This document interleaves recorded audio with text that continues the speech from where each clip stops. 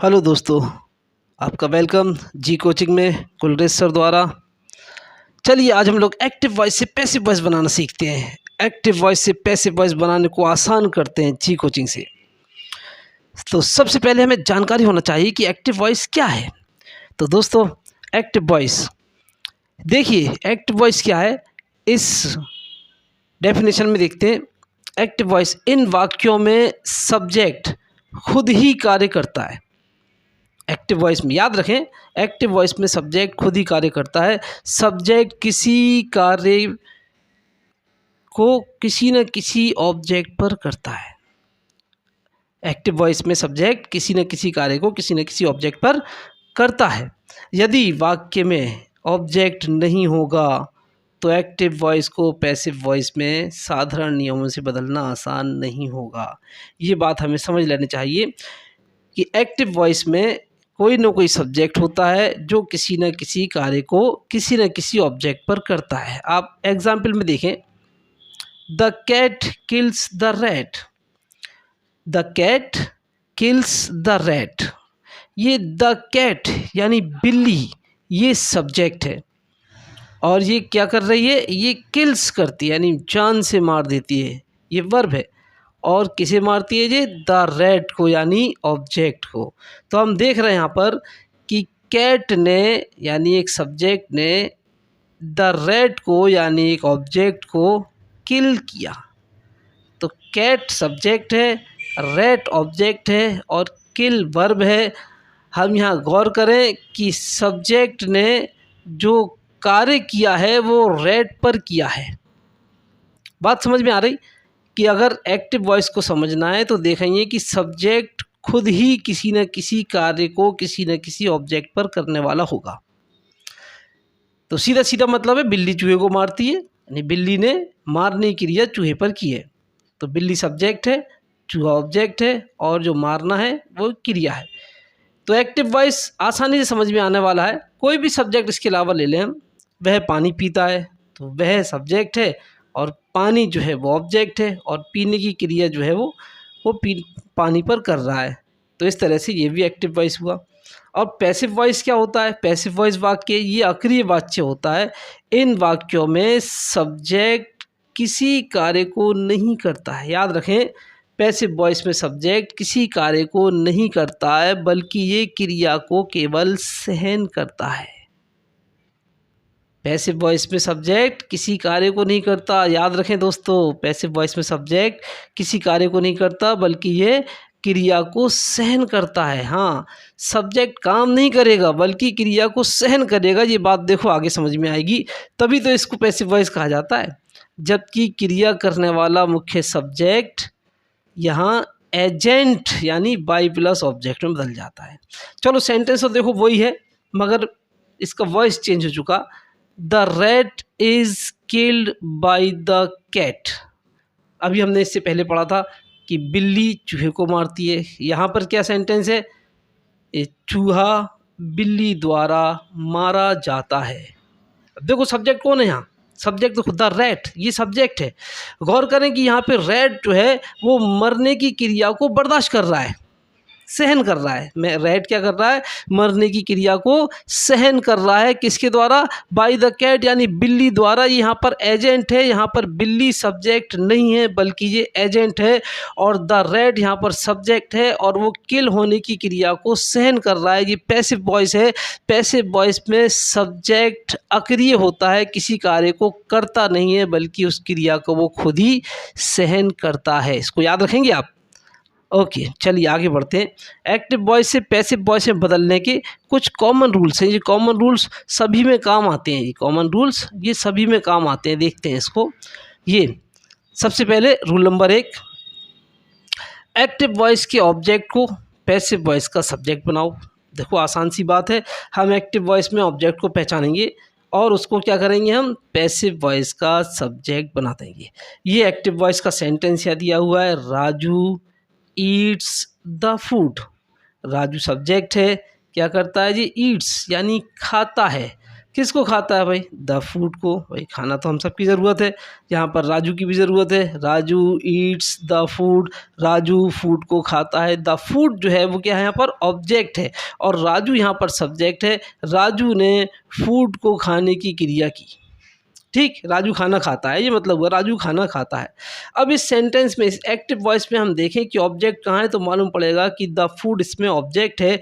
इसको हम पहले नियम, जो पहला नियम बताया था आपको कि एक्टिव वॉइस के ऑब्जेक्ट को पैसिव वॉइस का सब्जेक्ट बनाते हैं, यहाँ द फूड को हम क्या करेंगे? पैसिव वॉइस में सब्जेक्ट बना देंगे। द फूड को, ऑब्जेक्ट को पैसिव वॉइस में सब्जेक्ट बना दिया। बाकी चीज़ें जैसे कि ईट्स है वो इज़ ईटन में बदल गया। जी कैसे बदला, जी आगे के नियमों में देखेंगे, लेकिन हमें यहाँ पर जो समझना है वो ये कि ऑब्जेक्ट को हमने सब्जेक्ट में बदल दिया। इसी प्रकार हम देखते हैं कि ये एक्टिव वॉइस का एक सेंटेंस और हमारे सामने है। सविता बीट्स मी डेली। सविता पीटती है मुझे रोज़ाना। अब ये मत पूछना कि सविता कौन है, यहाँ पर तो हम लोग सेंटेंस को समझते हैं। यहाँ देखें कि सविता जो है सब्जेक्ट है और मी जो है वो ऑब्जेक्ट है। इस मी को किस में तब्दील कर दिया हमने? आई सब्जेक्ट में बदल दिया। तो ये पहला नियम आप अच्छे से जहन में बिठा लें कि हमें एक्टिव वॉइस के ऑब्जेक्ट को पैसिव वॉइस का सब्जेक्ट बनाना है। जिस तरह से हमने यहाँ मी को आई में बदला है, उसी तरीके से हम पैसिव एक्टिव वॉइस के हर ऑब्जेक्ट को, जैसे कि हिम है तो उसको पैसिव वॉइस का ही बदल देंगे, और हर है तो उसे पैसिव वॉइस में शी में बदल देंगे, और देम है तो उसे पैसिव वॉइस में हम दे में बदल देंगे, और अस है तो उसे पैसिव वॉइस में हम वी में बदल देंगे, और यू है और यू के साथ यू हो तो यू में बदला रहेगा। कोई सब्जेक्ट और है इसके अलावा तो उसको वैसे ही रखेंगे। अगर कोई नाम आ जाए तो उस नाम को वैसे ही रखेंगे। बदलने वाली चीज़ें तो ये हैं, मी को आई में, हेम को शी में, हर को हिम को ही में, हर को शी में, देम को दे में, अस को वी में, ऐसे हमको बदलना है। अगर हर के साथ पेन आ गया, यानी हर के साथ कोई भी और कोई भी चीज़ आ जाए, तो उसको हर को यहाँ शी में नहीं बदलेंगे, बल्कि हर पेन को हम हर पेन में ही रखेंगे, और हिज कॉपी को हम हिज कॉपी में ही रखेंगे। इसी तरीके से रूल नंबर 2 में आ जाते हैं हम लोग। रूल नंबर 2 हमसे कह रहा है कि एक्टिव वॉइस के सब्जेक्ट को पैसिव वॉइस में बाई प्लस ऑब्जेक्ट यानी एजेंट में बदलते हैं। स्टूडेंट्स इसको याद रखें कि एक्टिव वॉइस का अगर सब्जेक्ट है तो उसे हम पैसिव वॉइस में बाई प्लस ऑब्जेक्ट में बदल देंगे, एजेंट में बदल देंगे। ये देखें, सविता बीट्स मी, सेंटेंस वही है, सविता बीट्स मी। यहाँ पर सविता सब्जेक्ट है, उसको हम पैसिव वॉइस में बनाते समय उसको बाई प्लस सविता में रखा, एजेंट में, और आखिरी में रखा। ये बात आपको याद रखना पड़ेगी कि एजेंट को हमेशा आखिरी में ही रखा जाएगा। ठीक, इसमें आगे बढ़ते हैं। अगर इसी प्रकार और भी कोई ऑब्जेक्ट आ गए हमारे सामने, जैसे सविता को हमने सविता को रखा बाई प्लस सविता, इसी प्रकार अगर शुरू में सब्जेक्ट के लिए आई आ जाए तो उसे बाई बी में बदलेंगे, आखिरी में रखेंगे। शी को बाई हर में बदलकर आखिरी में रखेंगे, और ही को बाई हिम में बदलकर आखिरी में रखेंगे। इसी प्रकार दे को बाई देम में बदलकर आखिरी में रखेंगे। वी को बाई अस में बदलकर आखिरी में रखेंगे। यू को बाई यू में बदलकर आखिरी में रखेंगे। कोई नाम आ जाए, कोई सब्जेक्ट आ जाए, उसको बाई के साथ जोड़कर आखिरी में रखेंगे। ये इसके एग्जाम्पल देखें। He writes a letter, he writes a letter, इसमें ही जो है वो क्या है? सब्जेक्ट है। इसको पैसिव वॉइस में क्या किया? A letter is written by him, passive voice में इसको बाय हिम में बदलकर आखिरी में रखा है। बाकी नियम कौन से हैं जी, अभी आगे हम लोगों को सीखने को मिलेंगे। अभी हम इसको आगे सीखते हैं। इसका पेज नंबर G1 G2 के बाद पेज नंबर G3 पे आते हैं हम लोग। रूल नंबर 3 हमसे कह रहा है कि वर्ब अगर आ जाए, हेल्पिंग वर्ब भी हो सकती है, साथ में वर्ब होगी। वर्ब तो होती है, देखो हेल्पिंग वर्ब कभी होती है और कभी नहीं होती है। बहरहाल हमें उसे हर हाल में helping verb plus verb third में बदलना है। वर्ब की कोई सी भी फॉर्म सेंटेंस में दी हो तो स्टूडेंट्स वर्ब की फर्स्ट फॉर्म गो है, उस वर्ब की सेकंड फॉर्म वेंट, वर्ब की थर्ड फॉर्म गोन। इस वर्ब की फॉर्म से तो आप परिचित होंगे। जैसे वर्ब की फर्स्ट फॉर्म डू है, उसकी सेकंड फॉर्म डिड है, थर्ड फॉर्म डन है। इसी तरह से राइट, रोट, रिटन, सी, सॉ, सीन, कम, केम, कम, कट, कट, ईट, एट, ईटेन।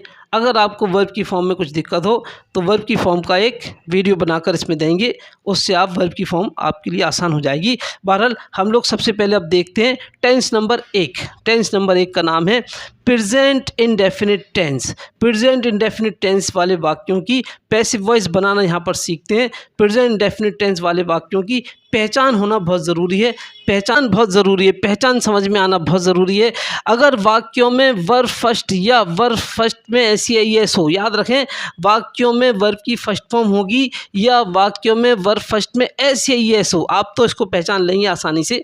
वर्ब फर्स्ट हो या वर्ब फर्स्ट में एस हो, या फिर इसके अलावा हेल्पिंग वर्ब के रूप में डू नॉट या डज नॉट हो। नॉट ब्रैकेट में इसलिए रखा, कभी कभी नॉट होता भी है और कभी कभी नहीं भी होता है। बहरहाल ये हेल्पिंग वर्ब के रूप में अगर होगा तो ये वाक्य फिर प्रेजेंट इंडेफिनिट टेंस के होंगे। उनको हम इन नियमों के तहत बनाएंगे। सबसे पहले देखते हैं हम लोग रूल नंबर 1। यदि वाक्य में वर्ब की फर्स्ट फॉर्म हो या वर्ब फर्स्ट में एस या एस हो, याद रखें, वर्ब फर्स्ट आ जाए या वर्ब फर्स्ट में एस या एस आ जाए तो उसे हमें नए सब्जेक्ट के अनुसार, याद रखें कि एक्टिव वॉइस के ऑब्जेक्ट को हमें पैसिव वॉइस का सब्जेक्ट बनाना पड़ता है। तो नया सब्जेक्ट कुछ भी हो सकता है, एक वचन भी हो सकता है, बहुवचन भी हो सकता है, आई भी हो सकता है। अगर नया सब्जेक्ट एक वचन होगा तो हम इज़ में रखेंगे, और अगर नया सब्जेक्ट मी की वजह से आई में होगा तो हम एम रखेंगे, और नया सब्जेक्ट अगर बहुवचन होगा तो उसे हम आर में बदलेंगे और वर्ब की थर्ड फॉर्म में लगाएंगे। यानी वर्ब फर्स्ट को हमें किस में बदलना है? वर्ब फर्स्ट को हमें is am are plus verb third में बदलना है। वर्ब फर्स्ट को हमें is am are plus verb third में बदलना है। ये इसका एग्जाम्पल देखें। एक्टिव वॉइस का सेंटेंस दिया है, राका मेक्स अ नॉइज़। राका यहाँ सब्जेक्ट है, मेक्स यहाँ पर वर्ब है, इसमें देखें यहाँ एस लगा हुआ है, अ नॉइज़ यहाँ पर ऑब्जेक्ट है। राका शोर मचाता है, इसका मतलब हुआ राका शोर मचाता है। अब इसका पैसिव वॉइस हम बनाएंगे तो हमें सबसे पहले याद रखना है कि एक्टिव वॉइस के ऑब्जेक्ट को पैसिव वॉइस का सब्जेक्ट बना दिया, और चूंकि ये एक वचन है इसलिए हम मेक्स को जो है वो इज़ मेड में बदलेंगे। मेक्स की जगह वर्ब की थर्ड फॉर्म तो आएगी। अ नॉइज़ एक वचन होने की वजह से हमें यहाँ पर इज़ लगाना पड़ेगा। तो अ नॉइज़ इज़ मेड, और राका को एजेंट में बदल देंगे बाई राका। अभी आपने सीखा इससे ऊपर कि सब्जेक्ट को हमें एजेंट में बदलना है और ऑब्जेक्ट को हमें सब्जेक्ट में बदलना है, और वर्ब की थर्ड फॉर्म को हमें is am are plus verb third में बदलना है। तो आप देख सकते हैं कि प्रेजेंट इंडेफिनिट टेंस के पहले नियम को बहुत आसान है, आपको सिर्फ और सिर्फ ध्यान से इसको समझना है। एक बार, दो बार, तीन बार, बार बार इसको समझेंगे। 4-5 बार अगर आप समझ लेंगे तो आपको ये इतने अच्छे समझ में आ जाएगा ये कि आपको फिर किसी दूसरी जगह जाने की ज़रूरत नहीं पड़ेगी। हाँ स्टूडेंट्स, एक बात ज़रूर याद रखें कि एक्टिव वॉइस पैसिव वॉइस को कम से कम एक बार तो डिटेल में पढ़ें। जो लोग डिटेल में पढ़ लेते हैं उसको अच्छे से समझ लेते हैं, उसके बाद ही वो शॉर्ट फॉर्म उनको समझ में आ पाती है, वरना कभी समझ में नहीं आ पाती। इक्का दुक्का चीज़ें शॉर्ट की समझ में आती बस। लेकिन एक बार आपने अगर ढंग से डिटेल में पढ़ लिया तो आपको शॉर्ट हमेशा समझ में आने लगेंगे। चलिए इसका दूसरा नियम देखते हैं, दूसरा सेंटेंस देखते हैं। एक्टिव वॉइस में ये दिया हुआ है, शी सीज मी। वह, सीज माने देखती है, मी माने मुझे, वह मुझे देखती है। शी यहाँ सब्जेक्ट है, मी यहाँ ऑब्जेक्ट है, और सीज यहाँ पर जो है ये वर्ब की फर्स्ट फॉर्म में एस के साथ है। तो हम देखते हैं नियम पहला वाला याद रखते हैं कि एक्टिव वॉइस के मी यानी ऑब्जेक्ट को हमने इसका आई यानी सब्जेक्ट बना दिया पैसिव वॉइस का, और शी को जो है बाई हर में एजेंट बना दिया, और सीज को जो है यहाँ पर एम सीन में बदल दिया। एम जो आया है वो आई यानी नए सब्जेक्ट आई की वजह से यहाँ पर एम आया है। अगर यहाँ नया सब्जेक्ट एक वचन आता तो यहाँ इज़ रख देते, और यहाँ नया सब्जेक्ट बहुवचन आता तो यहाँ पर आर रख देते, और सी का सीन तो रखना ही पड़ेगा। इसी तरह से हम अगला वाला सेंटेंस देखते हैं एक्टिव वॉइस का, ही ईट्स सम फ्रूट्स। वह कुछ फल खाता है। देखें कि ही जो है एक वचन है लेकिन ये एजेंट में बदला जाएगा, आखिरी में जाकर बाई हिम में बदल दिया जाएगा। इसी तरीके से जो है सम को सम फ्रूट्स, ये बहुवचन हो रहा है, सम फ्रूट्स, इसको सब्जेक्ट बनाएंगे और इसके साथ हमें आर लगाना पड़ेगा क्योंकि ये बहुवचन हो रहा है। और ईट्स का थर्ड फॉर्म ईटेन, तो ये ही ईट्स सम फ्रूट्स का बना some fruits are eaten by him. तो दोस्तों आपने समझा यहाँ पर कि इस तरीके से जो है रूल नंबर 1 आपने सीखा, और इसके और भी सेंटेंसेस आप इसी तरीके से सीख सकते हैं। और G4 पेज नंबर पे इसको ध्यान से देखते हैं। सेंटेंस अभी वही है एक्टिव वॉइस का कि we cut the tree. We माने हम, कट माने काटते हैं, द ट्री माने पेड़, हम पेड़ काटते हैं। यहाँ पर बी जो है ये सब्जेक्ट है, इसको एजेंट बना देंगे बाई अस में। द ट्री यहाँ पर ऑब्जेक्ट है, इसको हम सब्जेक्ट बना देंगे द ट्री। चूंकि ये एक वचन है इसलिए हम यहाँ पर इज लगाएंगे और कट की थर्ड फॉर्म कट है। तो इस तरह से आपने देखा कि हमें ऑब्जेक्ट को सब्जेक्ट बनाना है, सब्जेक्ट को एजेंट बनाना है और वर्ब की फर्स्ट फॉर्म को is am are plus verb third में बदलना है। एक्टिव पैसिव वॉइस इस तरह से बहुत आसान हो जाते हैं सीखने के लिए। आप ध्यान से 2-3 बार इसको सीख लें और अपनी कॉपी पर इसको नोट कर लें। नोट करने के बाद आपको लगेगा कि आपको एक्टिव से पैसिव वॉइस बनाना आते हैं। रूल नंबर 2 पे जाते हैं। चलिए रूल नंबर 2, ये रूल नंबर 2 कह रहा है अगर वाक्य में डू नॉट या डज नॉट आ जाए, हाँ ये भी प्रेजेंट टेंस की निशानी है। डू नॉट या डज नॉट, बहुवचन के साथ डू नॉट आता है, एक वचन के साथ डज नॉट आता है। इसको हमें पहचानना है कि अगर वाक्य में सब्जेक्ट के बाद डू नॉट आ जाए या डज नॉट आ जाए तो उसे हम पैसिव वॉइस में नए सब्जेक्ट के अनुसार, हाँ नया सब्जेक्ट तो बदलनी पड़ेगा, नए सब्जेक्ट के अनुसार इन्हें हमें is am are plus not में बदलते हैं और साथ में वर्ब की फर्स्ट फॉर्म को वर्ब की थर्ड फॉर्म में बदलते हैं। याद रखें, नया सब्जेक्ट अगर एक वचन आएगा तो हम इज लगाएंगे, नया सब्जेक्ट अगर आई होगा तो हम एम लगाएंगे, नया सब्जेक्ट अगर बहुवचन होगा तो हम आर लगाएंगे और नॉट तो फिर हमें लगाना ही लगाना है। इसके अलावा आपको खूब पता है कि वर्ब की फर्स्ट फॉर्म को हर हाल में वर्ब की थर्ड फॉर्म में बदलते हैं। ये देखिए एक्टिव वॉइस का example, he does not write a letter, इसका मतलब हुआ वह पत्र नहीं लिखता है, वह पत्र नहीं लिखता है। अब इसको हम पैसिव वॉइस बनाने जा रहे हैं। सबसे पहले हम पहचानते हैं कि इसके अंदर ऑब्जेक्ट क्या है, तो मालूम पड़ा कि ऑब्जेक्ट है अ लेटर। इसको हम सब्जेक्ट बनाएंगे और ये एक वचन है क्योंकि इसके साथ अ लगा हुआ है, अ लेटर, ये अपने आप में एक वचन है, इसलिए इसके साथ देखो क्या लगाया हमने, इज नॉट, यानी डज नॉट को जो बदला है तो किस में बदला है, इज नॉट में बदला है। और राइट को किस में बदला है, वर्ब की थर्ड फॉर्म रिटन में बदला है। और ही को किस में बदला है, एजेंट बाई हिम में बदल दिया। देखो दोस्तों है आसान बिल्कुल। क्या किया, अ लेटर, इसको सब्जेक्ट बना दिया, ही सब्जेक्ट है, इसको आखिरी में ले जाकर बाई हिम यानी एजेंट बना दिया।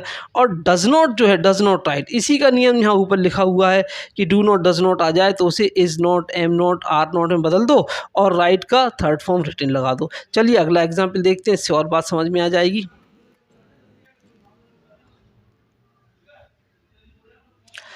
तो अगला नियम देखते हैं। ये अगला नियम कह रहा है हमसे, I do not drive the car, I do not drive the car, मैं कार नहीं चला सकता।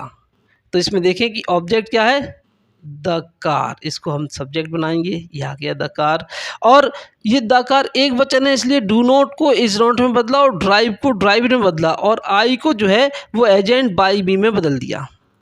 वो जो कॉमन नियम आपको शुरू में पढ़ाए तो उसको आप याद रखें कि ऑब्जेक्ट को हमें सब्जेक्ट में बदलना है और सब्जेक्ट को हमें एजेंट में बदलना है और फिर वर्ब की फर्स्ट फॉर्म को थर्ड फॉर्म में बदलना है और डू नॉट डज नॉट को is not, am not, are not में बदलना है।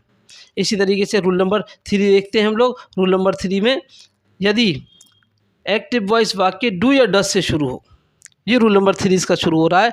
अगर एक्टिव वॉइस वाक्य डू या डज से शुरू हो, आपको बता दें कि डू या डज से शुरू होने वाला एक्टिव वॉइस वाक्य ये इंट्रोगेटिव होता है और ये क्या वाली मीनिंग वाले सेंटेंसेस होते हैं। तो इंट्रोगेटिव सेंटेंसेस जो हैं वो डू या डज से शुरू होते हैं या फिर क्वेश्चन वर्ड से शुरू होते हैं। यहाँ पर हम लोग सीखते हैं कि अगर डू या डज सेंटेंस में बिल्कुल शुरू में आ जाए तो क्या करेंगे, तो फिर पैसिव वॉइस में नए सब्जेक्ट के अनुसार डू या डज को हटाकर इज एम आर लगा देते हैं। बिल्कुल शुरू में, सेंटेंस के शुरू में ही इज एम आर लगाएंगे। याद रखें कि डू या डज शुरू में होगा तो इज एम आर शुरू में लगेगा नए सब्जेक्ट के अनुसार। नया सब्जेक्ट हमें पहले पहचानना होगा। वो कैसे पहचानेंगे? एक्टिव वॉइस को देखते हैं। एक्टिव वॉइस वाक्य दिया हुआ है, डू यू नो मी। अब इस सेंटेंस में आप देखें, इसमें ऑब्जेक्ट क्या है? तो मालूम पड़ा कि इसमें ऑब्जेक्ट मी है। इस मी को किस में बदलते हैं हम लोग? आई में बदलते हैं। ये आई सब्जेक्ट हो गया। अब आई के साथ इज और आर तो लगता नहीं है, तो आई के साथ क्या लगा? आई के साथ एम लगेगा। तो डू या डज शुरू में होगा तो इज एम आर भी शुरू में आएगा, वो भी नए सब्जेक्ट के अनुसार। इसलिए डू यू नो मी, उस मी को आपने आई में बदला तो बना एम आई। अब वर्ब की फर्स्ट फॉर्म को आप थर्ड फॉर्म बदल दो, नोन, और यू जो है वो एजेंट में बदल जाएगा बाय यू। तो सेंटेंस हो गया आपका am I known by you. देखो आसान है। याद रखें कि हमें नया सब्जेक्ट पहले पहचान के रखना है, उसी के हिसाब से इस एम आर को हम शुरू में लगाएंगे। बाकी चीज़ें आपको खूब पता है। अगला इसका एग्जाम्पल देखते हैं। Does she not take tea. Does क्या शी नॉट टेक लेती है, क्या वह नहीं लेती है, टी क्या वह चाय नहीं लेती है, क्या वह चाय नहीं लेती है। तो देखें यहाँ पर सब्जेक्ट क्या है? नया टी। ये टी जो है वो नया सब्जेक्ट है। ये इस टी को हम सब्जेक्ट की जगह रखेंगे, लेकिन चूंकि डज या डू शुरू में अगर होगा तो हमें उसकी वजह से इज एम आर शुरू में लगाना पड़ेगा। इसलिए आप देखें यहाँ पर इज शुरू में आ गया, इज टी, चूंकि टी एक वचन है ना, इसलिए इज लगाया। फिर इसके बाद देखिए सब्जेक्ट में नॉट है तो हमें नॉट लगाना पड़ेगा, टेक की थर्ड फॉर्म लगाना पड़ेगी, फिर आखिरी में शी को बाई हर में यानी एजेंट में बदल देंगे। इसी प्रकार एक्टिव वॉइस दिया हुआ है, do they never play games. अब यहाँ पर देखें, डू माने क्या, दे माने वे या उन्होंने, नेवर माने कभी नहीं, प्ले माने खेले, गेम्स गेम्स यानी खेल। क्या वे कभी क्या वे कभी खेल नहीं खेलते हैं? तो यहाँ पे गेम्स यानी कई खेलों का जिक्र है। तो गेम्स जो है यहाँ पर बहुवचन हो रहा है और यही सब्जेक्ट बनेगा। इसकी वजह से हमें यहाँ पर आर लगाना पड़ रहा है। याद रखें कि टी एक वचन था, इसलिए हमें इज टी लगाना पड़ा, और यहाँ पर मी था तो उसको हमें एम आई लगाना पड़ा। लेकिन अभी क्या है? अभी गेम्स बहुवचन है, इसलिए हमें यहाँ पर आर गेम्स लगाना पड़ेगा। आर गेम्स, और नेबर की जगह नहीं बदलती, पहले की थर्ड फॉर्म प्लेड आ गई और आखिरी में आ गया बाई देम। आखिरी में आ गया बाई देम। तो रूल नंबर जी, हम लोग पेज नंबर G5 पर आ चुके हैं और G5 में रूल नंबर 4 इसमें दिया हुआ है। यदि question word what, where, when, why, which, how ये शुरू में हो, देखो व्हाट माने क्या, वेयर माने कहाँ, व्हेन माने कब, व्हाई माने क्यों, विच माने किसे, हाउ माने कैसे, ये शब्द क्वेश्चन वर्ड हैं, इनसे प्रश्न मालूम होता है। अगर ये वाक्य के शुरू में होंगे तो हम क्या करेंगे? पैसिव वॉइस में भी इसे शुरू में ही रखेंगे। पैसिव वॉइस में इसे, अगर व्हाट शुरू में है तो व्हाट शुरू में आएगा, वेयर शुरू में तो वेयर शुरू में आएगा। तो दोस्तों G5 पेज नंबर G5 पर हम लोग आ चुके हैं। यहाँ पर रूल नंबर 4 पढ़ने जा रहे हैं। रूल नंबर 4 ये कह रहा है, यदि क्वेश्चन वर्ड यानी प्रश्नात्मक शब्द व्हाट हो, वेयर हो, व्हेन, व्हाई, विच, हाउ, ये व्हाट माने क्या, वेयर माने कहाँ, व्हेन माने कब, व्हाई माने क्यों, विच माने किसे, हाउ माने कैसे, ये वाक्य के शुरू में हो तो पैसिव वॉइस में भी इसे शुरू में ही रखते हैं। ये इसका फॉर्मूला देखें दोस्तों। फॉर्मूला देखकर आपको इसको आसानी समझ में आ जाएगा कि हमें पैसिव वॉइस में सबसे पहले क्वेश्चन वर्ड रखना है जो कि एक्टिव वॉइस में भी शुरू में ही दिया होगा। जैसे कि यहाँ पर वाई शुरू में दिया, हमने पैसिव वॉइस में भी इसको शुरू में ही रखा। फिर इसके बाद देखो इज एम आर आएगा, तो ये इज एम आर क्यों आया? तो देखेंगे हम लोग कि इसमें ऑब्जेक्ट क्या है। यहाँ पर ऑब्जेक्ट है द फूड, तो द फूड एक वचन है, इसलिए यहाँ पर आया इज द फूड। और यहाँ पर देखें द वर्क है, इसलिए ये एक वचन है तो यहाँ आया इज द वर्क। अगर यहाँ पर ये बहुवचन होता तो हम यहाँ लगाते आर, और यहाँ पर अगर मी आ जाता तो हम यहाँ पर लगाते एम आई। तो बात समझ में आ गई। यहाँ पर हमें क्या करना है? क्वेश्चन वर्ड पहले लगाना है, फिर इज एम आर नए सब्जेक्ट के अनुसार लगाना है, फिर नया सब्जेक्ट भी लगाना है। फिर अगर सेंटेंस में नॉट होगा तो लगाएंगे, नहीं होगा तो नहीं लगाएंगे। ब्रैकेट का मतलब ही यही है, होगा तो रखेंगे, नहीं होगा तो नहीं रखेंगे। फिर वर्ब की थर्ड फॉर्म लगाना है। अगर कुछ और भी उसके अलावा कॉम्प्लीमेंट दिया हो तो वो रखकर आखिरी में क्वेश्चन मार्क लगाएंगे। ये सेंटेंस को फिर से पूरा देखते हैं। वाई एक्टिव वॉइस का सेंटेंस है, why do you eat the food, तुम खाना क्यों खाते हो। यहाँ पर तुम जो है यू, ये बहुवचन है, लेकिन ये एक्टिव वॉइस का सब्जेक्ट है जिसको हमें एजेंट बनाना है, आखिरी में रखना है बाय यू में। लेकिन यहाँ ऑब्जेक्ट देखें हम क्या है, ऑब्जेक्ट है द फूड, ये एक वचन है। इस ऑब्जेक्ट को ध्यान में रखकर हमें इज एम आर लगाना पड़ेगा। तो वाई क्वेश्चन वर्ड शुरू में है, इसलिए क्वेश्चन वर्ड शुरू में आया वाई। अब चूंकि यहाँ पर द फूड एक वचन था इसलिए इज लगाया, बहुवचन होता तो आर लगाते, और फिर इसके बाद न्यू सब्जेक्ट आ गया द फूड। ऑब्जेक्ट को हमने न्यू सब्जेक्ट बना दिया, ऑब्जेक्ट को हमने क्या किया, न्यू सब्जेक्ट बना दिया। Why is the food. अब देखें वर्ब की ईट है, ईट की थर्ड फॉर्म क्या है, ईटेन, और आखिरी में आ गया एजेंट। इसी तरह से अगला वाला सेंटेंस देखते हैं, when does he do the work, वह कार्य कब करता है। इस सेंटेंस में भी हम गौर करें तो यहाँ पर जो है, यहाँ पर द वर्क ऑब्जेक्ट है, इसको हमें सब्जेक्ट बनाना है नया वाला द वर्क। क्योंकि ये एक वचन है इसलिए इज आया, नए सब्जेक्ट को पहचान कर ही हमें इज एम आर रखना है। यहाँ पर क्वेश्चन वर्ड व्हेन है, उसको उसी की जगह रखेंगे, शुरू में है तो शुरू में ही रखेंगे। फिर इज एम आर रखेंगे तो किसकी वजह से, नए सब्जेक्ट द वर्क की वजह से। फिर नया सब्जेक्ट द वर्क भी रखा, इज़ द वर्क हो गया। यहाँ पर देखें डू यहाँ पर वर्ब है तो ये डन में बदल गई, और ही जो है वो एजेंट यानी बाय हिम में बदल गया। तो ये डज कहाँ गया, ये डज जो है ये इज एम आर में बदल गया इस नए सब्जेक्ट की वजह से। याद रखें यहाँ पर डज और डू दोनों हैं, तो डज जो है वो हेल्पिंग वर्ब है जिसे हमें इज एम आर में बदलना है नए सब्जेक्ट की वजह से, और डू यहाँ पर वर्ब है जो कि हर हाल में वर्ब की थर्ड फॉर्म में बदली जाएगी। इसी तरह से इसका रूल नंबर 5 पे आ जाएं। अगर वाक्य WHO हु से शुरू हो, अगर वाक्य किससे शुरू हो, हु से शुरू हो, तो उसे बाय हुम में बदलकर हमें शुरू में ही रखना है। इसमें एजेंट लास्ट में नहीं लगाया जाएगा। हु वाले वाक्य में एजेंट नहीं लगेगा, हु वाले वाक्य में एजेंट बाय हुम खुद ही शुरू में आ जाएगा। यही एजेंट है, यही शुरू में आएगा। यहाँ पर देखें सबसे पहले हमें हु की जगह बाय हुम लगाना है, फिर हमें इज़ एम आर नए सब्जेक्ट के अनुसार लगाना है, फिर नया सब्जेक्ट लगाना है, फिर नॉट अगर होगा तो वो लगाएंगे, वर्ब की थर्ड फॉर्म लगाएंगे और क्वेश्चन मार्क रख देंगे। ये सेंटेंस देखें एक्टिव वॉइस का, हु कॉल्स यू, तुम्हें कौन बुलाता है। हु कॉल्स यू, तुम्हें कौन बुलाता है। यहाँ पर यू नया सब्जेक्ट बनाएंगे, यू चूँकि बहुवचन है इसलिए इसकी वजह से हमें आर लगाना है, और हु को हमें बाय हु में बदलकर शुरू में रखना है। तो पहले हु को बाय हु में बदलकर शुरू में रखा, फिर हमने नया सब्जेक्ट पहचाना यू, तो उसकी वजह से रखा यहाँ पर आर यू, और कॉल वर्ब की फर्स्ट फॉर्म है, इसको थर्ड फॉर्म में बदल देंगे कॉल्ड। तो हु कॉल्स यू, तुम्हें कौन पुकारता है, कौन बुलाता है, इसका बना by whom are you called, तुम किसके द्वारा बुलाए जाते हो।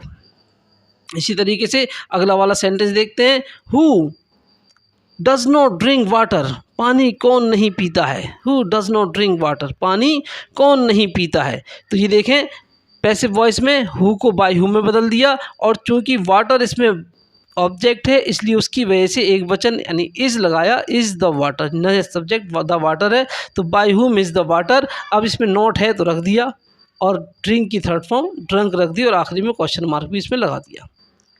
तो दोस्तों आपने यहाँ पर सीखा एक्टिव वॉइस से पैसिव वॉइस बनाने के शुरुआती नियम भी, कॉमन नियम भी आपने सीखे, और साथ में पहला टेंस प्रेजेंट इंडेफिनिट टेंस को आपने डिटेल में बनाना सीखा है। आप डिटेल में इसको बनाना सीख रहे हैं। आप इन सेंटेंसेस को आप पूरे को आप कॉपी कर लें, इसको अपनी एक नोट कॉपी बना लें और उसमें इसको नोट कर लें, और आप इसको पढ़ाना शुरू भी कर सकते हैं। ये सिर्फ आपको सिर्फ सीखना अपने लिए नहीं है, बल्कि आपको दूसरों को सिखाना भी है। ये इतना डिटेल में है कि आपसे इसमें कोई भी चीज़ नहीं छूट रही है, लिहाजा आप खुद भी इसको पढ़ाने की हिम्मत कर सकते हैं। बस एक बार डिटेल में अच्छे से आप याद कर लीजिए, फिर तो शॉर्ट में आप खुद ही करने लगेंगे। ठीक है, फिर अब अगले जो है एक्टिव वॉइस से पैसिव वॉइस बनाने के लिए अब प्रेजेंट इंडेफिनिट टेंस के बाद प्रेजेंट कंटिन्यूस टेंस लेकर आपके सामने हाजिर होंगे।